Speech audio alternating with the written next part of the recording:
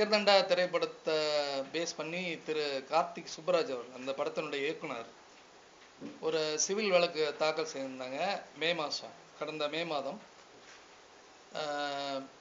தயாரிப்பாளர் கதிரேசன் வந்து சரியாக அவருக்கு அந்த ஷூட்டிங் டைம்லையும் எதுவுமே ப்ரொவைட் பண்ணல. அதனால் வந்து எனக்கு 40 லட்ச ரூபா நஷ்டஈடு கொடுக்கணும்னு சொல்லி மெயின் கேஸ் போட்டிருக்காரு. அதில் வந்து ஒரு இடைநிலை மனு ஒன்று இடைக்கால உத்தரவு கோரி ஒரு இடைநிலை மனு தாக்கல் செய்திருக்காரு. அதில் வந்து இன்ஜெக்ஷன் கேட்டிருக்காரு. இந்த திரைப்படம் சம்பந்தமாக வேற எந்த மொழி மாற்றமோ இல்லை டப்பிங்கோ இவர் கொடுக்கக்கூடாது, விற்கக்கூடாதுன்னு சொல்லி ஒரு இடைக்கால தடை உத்தரவு ஒன்று வாங்கியிருந்தார். 21/5/2015 வெக்கேஷன் கோர்ட்டில் வாங்கினார். அந்த தடை உத்தரவு 11/6/2015 வரைக்கும் அமலில் இருக்கிற மாதிரி மாண்புமிகு நீதியரசர் மகாதேவன் அவர்கள் கொடுத்துருந்தாங்க. அது உங்களுக்கு எல்லாத்துக்குமே தெரியும். ஏன்னா நீங்கள் ஏற்கனவே அவர் எல்லாருக்கும் லெட்டர்லாம் எழுதியிருக்காரு.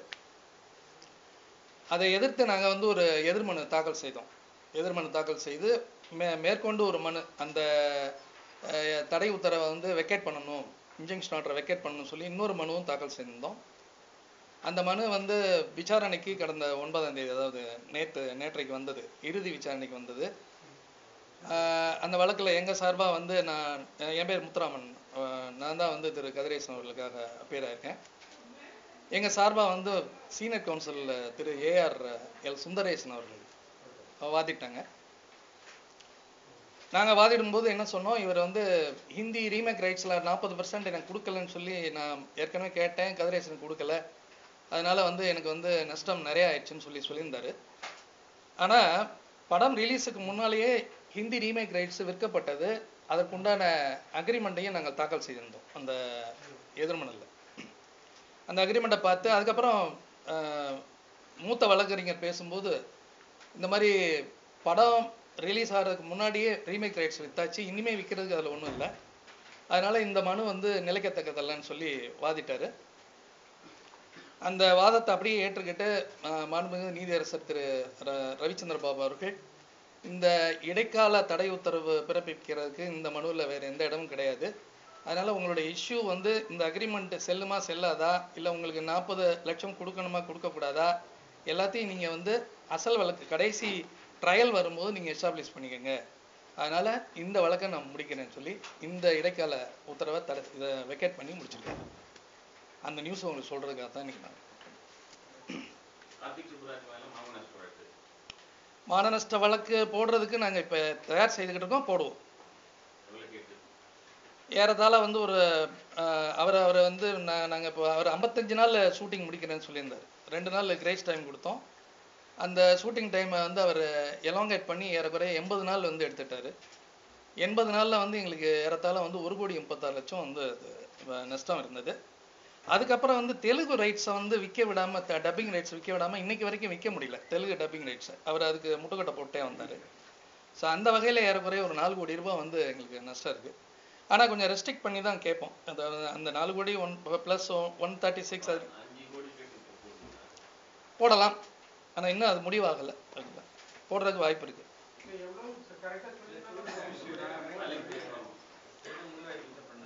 4 + 1.36 சார், 5,36,00,000 ரூபா வந்து நஷ்டம் ஆயிருக்கு. அவர் கொடுத்த கம்ப்ளைண்ட்லேயே எனக்கு வந்து கதிரேசன் சார் வந்து எனக்கு இந்த மாதிரி வந்து எனக்கு ஒத்துழைக்கலை, எனக்கு வந்து 40% கொடுக்கல, அதனால தெலுங்கு டப்பிங் வெர்ஷனை வந்து நிறுத்தி வைக்கணும்னே வந்து கம்ப்ளைண்டாக கொடுத்துருக்காரு. அதுலேயே தெளிவாக இருக்குது, நீங்கள் அதை பார்த்தீங்கன்னா தெரியும்.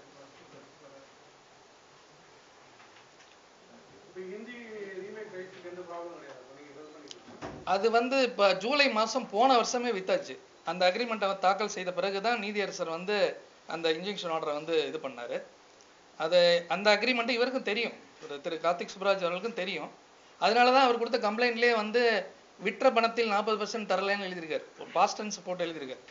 அந்த விஷயங்களெல்லாம் வந்து மூத்த வழக்கறிஞர் எடுத்து சொன்னார்.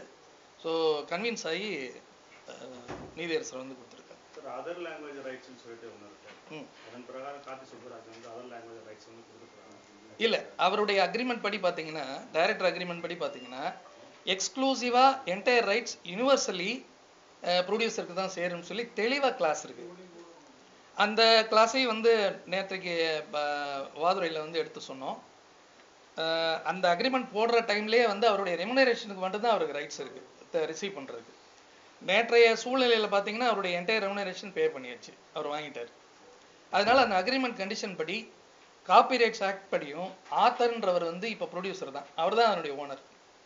மற்ற ரைட்ஸ் கொடுக்கறதுக்கோ மற்ற டப்பிங் பண்ணுறதுக்கோ அவருக்கு அதை கிளைம் பண்ணுறதுக்கோ அவருக்கு எந்த ரைட்ஸ் இல்லை, எக்ஸப்ட் ஹிந்தியில் மட்டும் 40% அவர் கிளைம் பண்ணலாம்.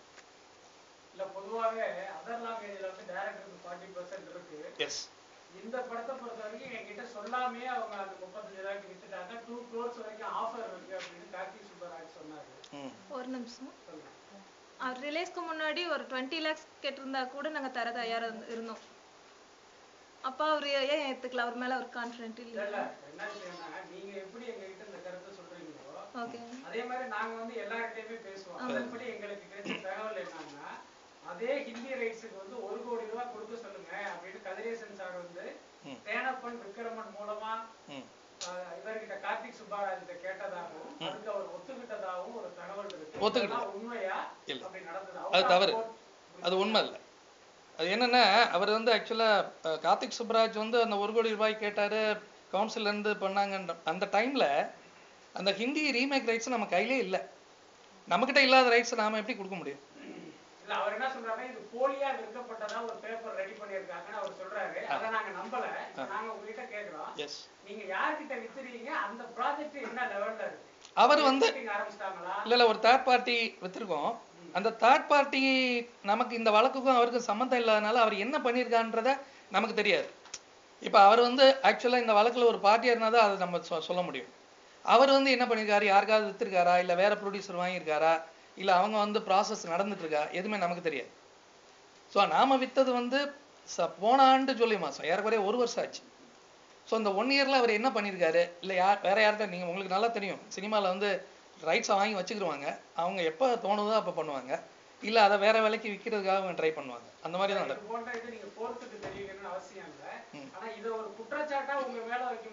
இல்ல கோர்ட்டுக்கு தெரியப்படுத்திருக்கு. இல்ல கோர்ட்டுக்கு தெரியப்படுத்திருக்கோம். என்ன தெரியப்படுத்திருக்கோம்னா, அக்ரிமெண்ட் போட்டிருக்கோம், பணம் வாங்கியிருக்கோம். அந்த அக்ரிமெண்ட் போட்டதுக்கு கூட வந்து திரு கார்த்திக் சுப்பராஜ் தான் காரணம் அப்படின்னு நாங்கள் சொல்லியிருக்கோம். என்னன்னா, தெலுங்கு வெர்ஷனையும் தமிழ் வெர்ஷனையும் ஒரே நேரத்தில் ரிலீஸ் பண்ணணும்னு சொல்லி ஜூலை மாதம் 17ஆம் தேதி போன வருஷம் தெலுங்கு ஆடியோ ரிலீஸ் ஃபிக்ஸ் பண்ணோம். தெலுங்கு ஆடியோ ரிலீஸ் ஃபிக்ஸ் பண்ணியிருக்கும்போது இந்த திரைக்கதை வசனம் இயக்கம்னு ஒரு பார்த்திபன் சாரோட படம் வந்து அதே டைமில் ரிலீஸ் ஆக போகுது, அது ஏறக்குறைய நம்முடைய கதையை ஒட்டி இருக்கிறதுனால நீங்கள் நம்ம படத்தை முதல்ல ரிலீஸ் பண்ணுங்கன்னு அவர் ப்ரெஷர் கொடுத்தார். அவர் ப்ரெஷர் கொடுத்த காரணத்துக்காக ரீமேக் ரைட்ஸை படம் ரிலீஸ் ஆகிறதுக்கு முன்னாடி குறைச்ச விலைக்கு கொடுக்க வேண்டியதாச்சு. அது அவருக்கே நல்லா தெரியும். நீங்கள் கொடுங்க சார், நீங்கள் ஷூட்டிங்கை முடிச்சுட்டு நீங்கள் வந்து படத்தை ரிலீஸ் பண்ணுங்கள், ஃபஸ்ட்டு நமக்கு படம் ரிலீஸ் ஆகணும், அதுக்கப்புறம் தெலுங்கு வெர்ஷனை பற்றி நீங்கள் கவலைப்படாதீங்க, பார்த்துக்கலாம் அப்படின்னாரு. ஸோ அவர் சொன்ன காரணம் அவருடைய நாலேஜில் தான் எல்லாமே நடந்தது. ஆனால் இப்போ வந்து படம் வந்து இப்போ ரிலீஸ் ஆன பிறகு எனக்கு வந்து இந்த மாதிரி ஆஃபர் இருக்குது, அதனால நீங்கள் வந்து அதை எனக்கு கொடுங்கன்னு சொல்லி கேட்குறது எந்த விதத்தில் நியாயமாக இருக்குன்னு எனக்கு தெரியல.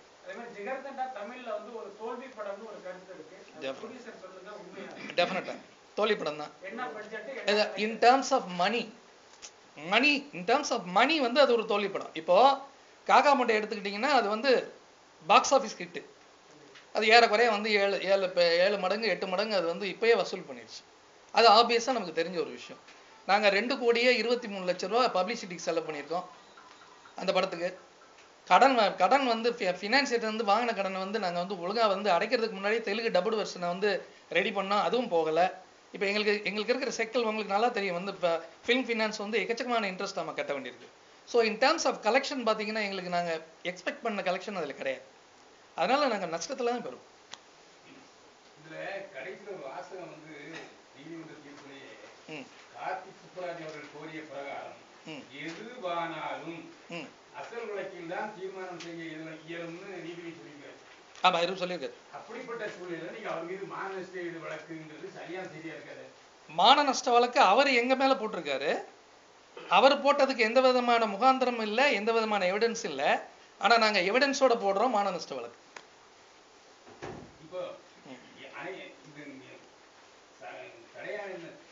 அனைத்து விஷயங்களும் அந்த பொது வழக்கில் தீர்மானம் செய்ய இயலும்னு சொல்லும்போது எல்லாமே பைண்ட் ஆயிருமே. எப்படி பைண்ட் ஆகும்? இப்போ இன்ஜெக்ஷன் தான் இதுல கேட்குறாரு. அதாவது இன்ஜெக்ஷன் அப்ளிகேஷன்ல தான் இப்போ நேற்று ஆர்டர் ஆயிருக்கு. அதாவது தடை உத்தரவு. நாங்கள் வந்து வேற ரைட்ஸ் பேசக்கூடாது, விற்கக்கூடாது, வாங்கக்கூடாதுன்ற தடை உத்தரவை தான் நேற்று நாங்கள் பேசியிருக்கோம். அவர் மெயின் சூட்டில் கேட்குறது வந்து 40 லட்சம் ரூபா நஷ்ட ஈடு. அதுக்கு உண்டான ஆதாரத்தை அவருக்கு கொடுத்து அவர் வாங்கிக்கலாம். இப்பவே நீங்க சொன்னீங்க இந்தி படத்துல 40% கொடுக்குறோம்னு சொன்னதா நீங்க தான் சொன்னீங்க.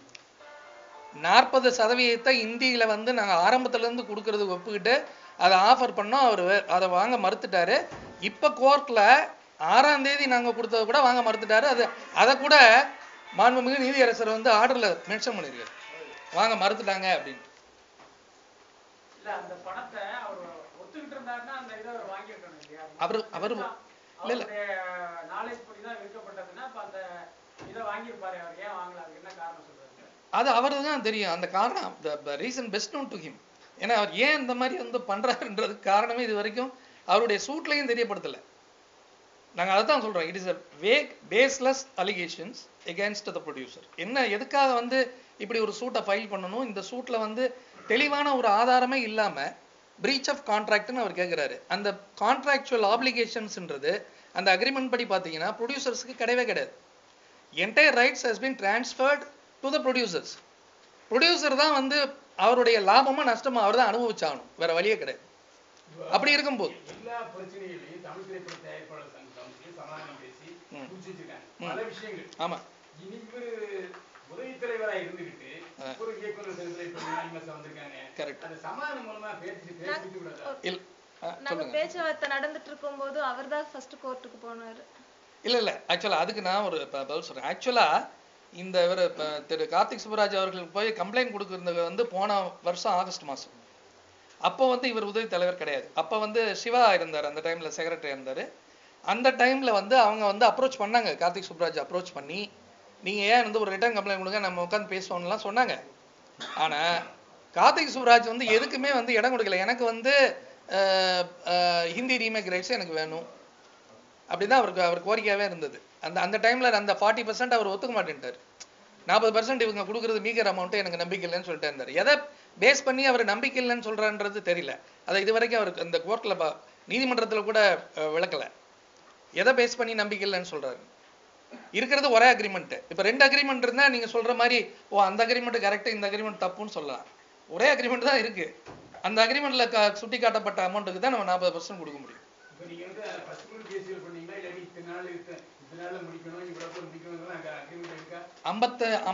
55 நாள்ல முடிக்கணும். 2 நாள் கிரேஸ் டைம், 57 நாள். ஆனா அவர் எடுத்துக்கிட்டது 80 நாள். ஷூட்டிங் போயிட்டு இருக்கும்போதே உங்களுக்கு இமெயில் பண்ணி வந்து இந்த டேட் எக்ஸ்டெண்ட் ஆகும்னு சொன்னதா ஒரு தகவல். வெரி குட், அருமையான क्वेश्चन நீங்க கேட்டீங்க. அதாவது அவர் என்கிட்ட சொன்னார். எஸ் நல்ல क्वेश्चन. இதுக்கு நான் கண்டிப்பா பதில் சொல்றேன். அதாவது இமெயில் 2 அனுப்பினார்.